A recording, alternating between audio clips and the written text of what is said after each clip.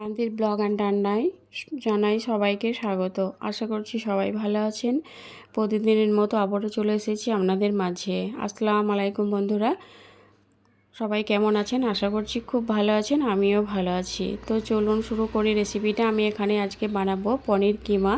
তো আমি এখানে পনির নিয়েছি আর একটা গ্রেটার নিয়েছি, দেখতেই পেলেন, এটাকে আমি গ্রেট করে নিয়েছি।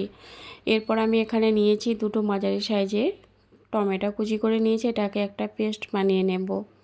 মিক্সিং জারের মধ্যে নিয়ে নিয়েছি, এই দেখুন এখানে আমি পেস্ট বানিয়ে নিয়েছি। এরপর আমি এখানে কিছু সবজি কেটে নিয়েছি পেঁয়াজ কুচি, টমেটো কুচি, আর এখানে নিয়েছি বিনস কুচি করে, তারপর ক্যাপসিকাম, কাঁচা লঙ্কা, আর এখানে নিয়েছি গাজর, আদা রসুন গ্রেট করে নিয়েছি।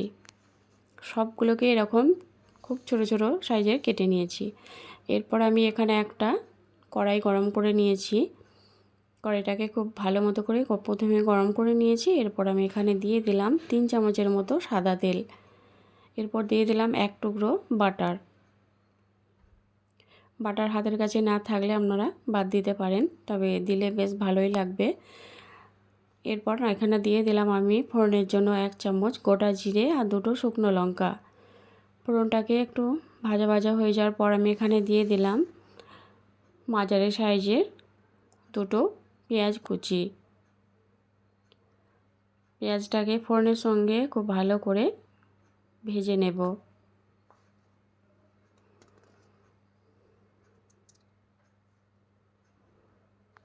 এইভাবে করে বেশ কিছুক্ষণ পেঁয়াজটাকে নেড়েচেড়ে ভেজে নেব।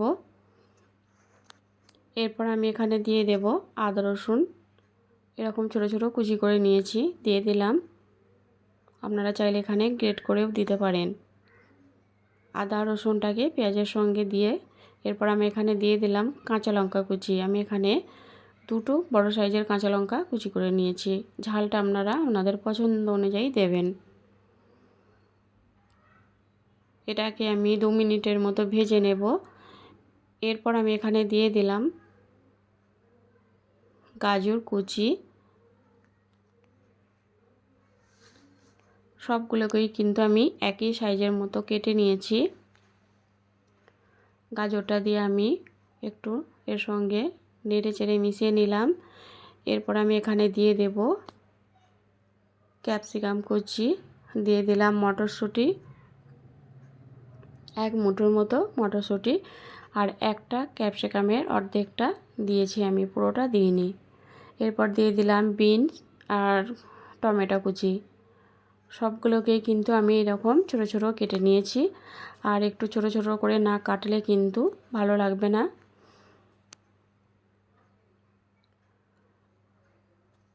এরপর আমি দিয়ে দিলাম 1 চামচ নুন। নুনটাকে দিয়ে আবারও খুব ভালো করে এর সঙ্গে নেড়েচেড়ে মিশিয়ে নেব, আর এটাকে ভেজে নেব এইভাবে করে।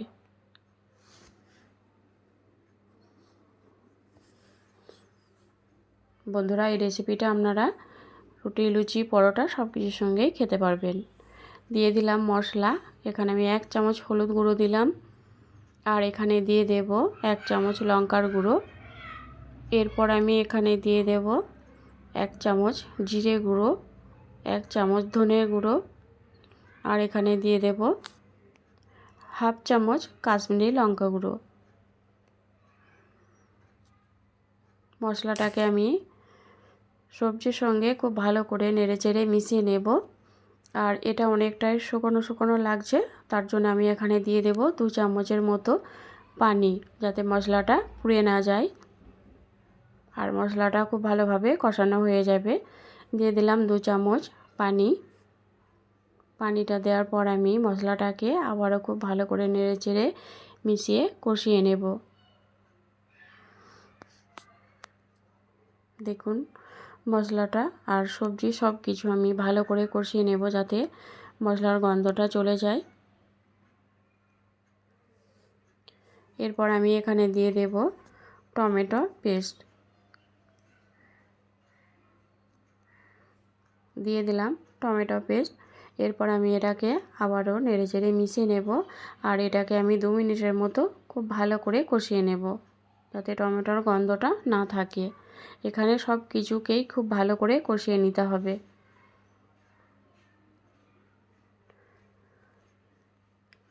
এইভাবে কষালেই গাজর বা বাকি যে সবজিগুলো ভাজা ছিল এগুলো সেদ্ধ হয়ে যাবে।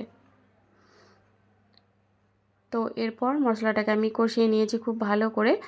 আর এখানে আমি দিয়ে দেব গ্রেট করে নেওয়া পনির।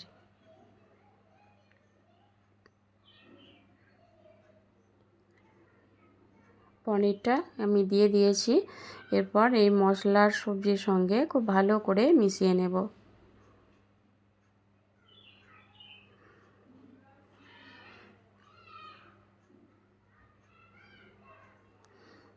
এভাবে করে আলতো আলতোভাবে নেড়ে নিতে হবে, না হলে সবটাই এমনিতেই নরম এটা, আর খুব বেশি নরম হয়ে যাবে। দিয়ে দিলাম আবারও আর 1 চামচ নুন।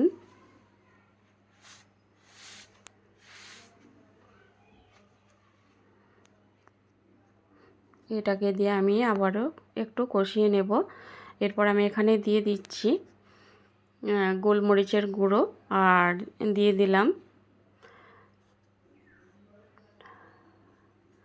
গরম মশলার গুঁড়ো, আর এখানে দিলাম চাট মশলা আর ম্যাগি মশলা। আপনারা যদি চান এখানে চিনি দিতে পারেন, আমি কিন্তু এই তরকারিটার মধ্যে চিনি দিইনি।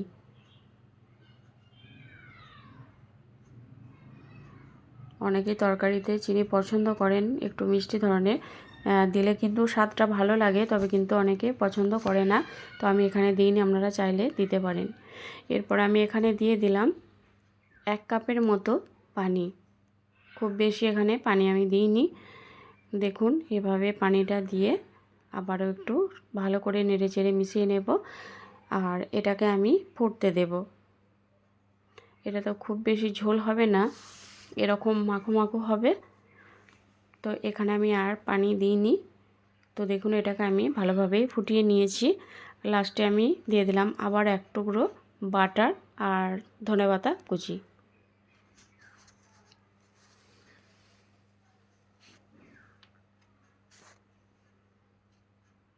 তো দিয়ে দিলাম ধনেপাতা কুচি আর বাটার 1 টুকরো।